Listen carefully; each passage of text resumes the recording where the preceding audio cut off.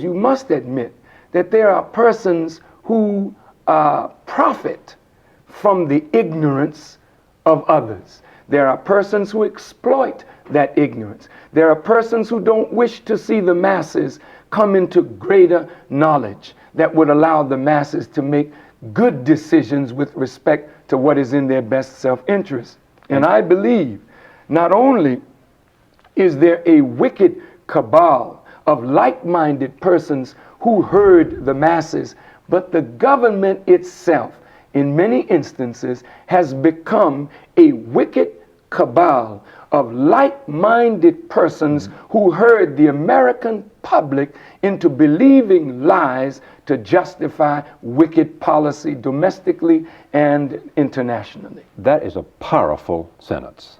And it is true. The United States government, yes, has become a wicked cabal, yes, whose intent is to do what? Let me give you an example of what I mean.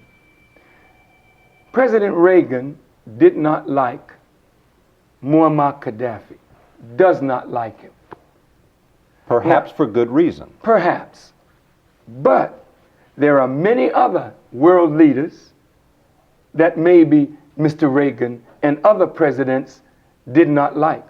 What is the policy of the American government that caused Allende to be murdered in Chile, or Diem to be murdered in South Vietnam, or the assassination attempts against Fidel Castro and Michael Manley and several other world leaders? Who was behind the murder of Patrice Lumumba and all of the things that are happening on the African continent, in Asia? In each of those instances, the Yes. white media in America has pointed to that and said there is a complicity here, or at least a connection with the Central Intelligence Agency, correct?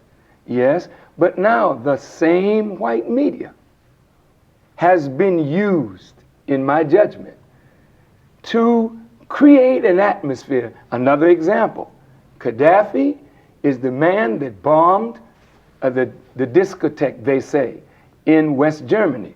Gaddafi is responsible, they say, for the terrorist activity in the Rome and Vienna airport. Even though no tangible evidence points to that fact, the idea of terrorists, Gaddafi, was raised throughout America in the media, so much so that a U.S. senator could stand on the floor of the Congress and call for the assassination of a head of state. And the president of the United States... That's against the law in the United States. Well, evidently it is not No, it is against the law. But, you know, they use the law. The law is for the little folk. The law is not for those big folk. That's why they had a movie titled Above the Law, because these men feel that they are above the law. Again, there was no legal precedent, no law that justified Mr. Bush's recent bombing of Panama, where not hundreds of black and brown persons were killed, but thousands, but in the name of drugs, seeding the American public that Mr. Noriega is a drug dealer, and we don't like drugs. So the American public began to believe that whatever Mr. Bush did, it was justified. That's what I talk about, a wicked cabal herding the American public's minds to justify a wicked action against somebody that they don't like. Mr. Noriega, that was a wicked action to go into Panama and to take out Mr. Noriega so that in the end he ends up in a jail in Miami. A wicked action. It was unjust. If Mr. Noriega is not liked by the Panamanian people, let the Panamanian people take him out of power. Why should Mr. Bush sit in Washington with a wicked cabal? Now, what's the wicked cabal? Plotting to destroy that government and that people. Let the people take him down. Suppose, sir, all of a sudden we didn't like Mr. Bush. Why should the Soviet Union interfere in our sovereign state and pull Mr. Bush down and justify it because some of us in the country don't like him. So your position is the United States ought to respect the sovereignty of every other nation and never involve itself in the internal affairs of another nation. That's your law. That's international law, but that's not what is carried out. But what does that have to do with Minister Louis Farrakhan, other than a political position he has that says, I don't want my government involving itself in the internal affairs of another government? Well, you see, when I, as a spokesperson for the hurt of my people, see what the president is doing to my people in another part of the world. At the Washington Post interview, they said they went down and counted the bodies. But the Panama University said that there were at least 5,000 deaths. And when we pushed the Washington Post, they admitted that the bodies were black and brown people.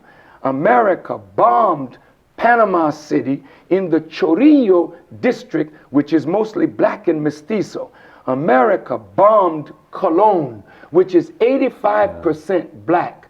This, to me, is totally wicked, and to me... But you don't for a minute believe that the bombing strategy and tactics were simply directed at black people rather than the military goal of going in there and taking out General Noriega because they believed that he was A, involved in drug laundering money, and B, was intimidating American soldiers. I think it has come out that Mr. Ndara was also a part of money laundering for drugs. Not Mr. Ndara, but not himself. He's closely associated with all of that. But sir... But you're saying that the tactics of the military was to take out people of color because of color. With all due respect, not one bomb fell on any bank building where white Panamanians live. Not one bomb.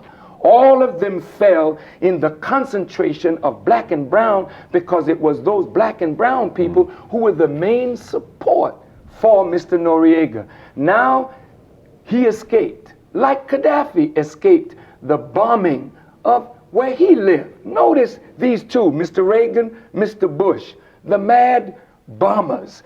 These people now bomb the PDF headquarters. Noriega escapes. They hoped that they would have killed him. Now he's in a Florida jail cell, an embarrassment to this administration. Why is he an embarrassment? Because he laid in bed with Mr. Bush. If he's a drug runner... They evidently have no fear from Mr. Noriega. They're going to put him on trial, and he'll be able to. He's represented by American attorneys. We'll wait and see that development. But I, as a black person who is watching the government and know that we have a population of between 30 and 40 million, many of them have been termed a permanent underclass, which is another name in a modern context for saying they'll never amount to anything, or subhuman, which is to me a rationale for genocide. That gives me a lot of questions. Very I'll be good. right back. Minister Louis Farrakhan,